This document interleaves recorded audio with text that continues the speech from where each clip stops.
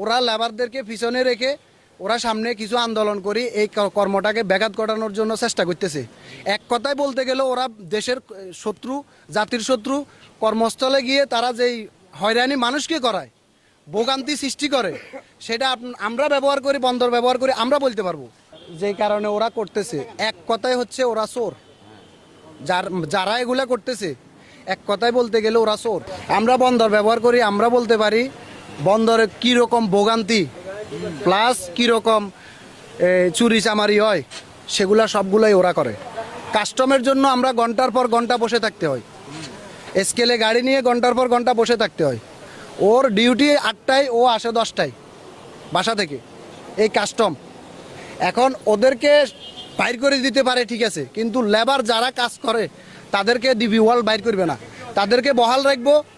তারা তাদের মতো করি মনে করেন বিষয়টা চালাইব, বন্দরটা পরিচালনা করব।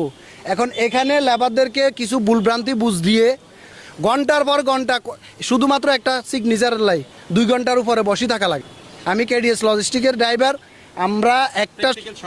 আমরা সব কিছু দেখি, বন্দরে কি চলে না চলে সব কিছুই আমরা দেখি, আমাদের চোখের সামনে হয় এগুলা।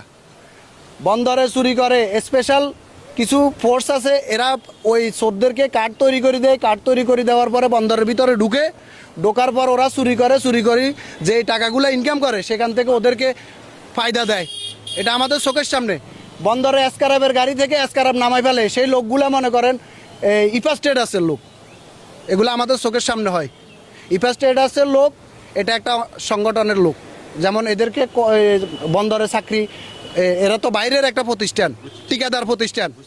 তাইলে ওরা ভিতরে ঢুকি চুরি করে। ওরা চুরি করার সেও কিন্তু কারণ আছে, চুরি করার কারণ আছে। তাকে যে বেতন দেয়, যে কর্ম করায় তারে দিই, সে কর্মের পোষায় না। তাইলে ডিবি ওয়ার্ল্ড আসার ফলে আমরা বিদেশি কোম্পানিতে চাকরি করলে আমাদের কর্মের মূল্য পাবো আমরা। তাইলে বন্দরে এভাবে যে অচল করে দিছে।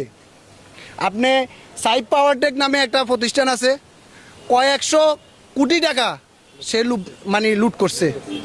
বিগত বছরগুলোতে কয়েকশো কোটি টাকা লুট করছে, কিন্তু কারো কোনো মাথা ব্যথা নাই, কারো কোনো মাথা ব্যথা।